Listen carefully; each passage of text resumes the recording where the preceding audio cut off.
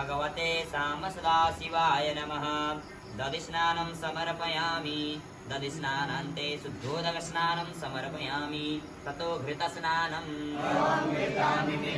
घृतमस्य निर्घृते श्रितो घृतस्य अनुपदमावहमादयस्व स्वाहा कृतं मृगवक्षिहव्यम्। ॐ भूर्भुवः स्वाहा। श्रीभगवते सामसदाशिवाय नमः। घृतस्नानं समर्पयामि। घृतस्नानान्ते शुद्धोदकस्नानं समर्पयामि। ततो मधुस्नानं घृतायते मधुचरन्ति सिन्धवः। मादृर्नः सन्तोषधीः। ॐ मधुनक्तमुतो घसो मधुमत्पार्थिवं रजः।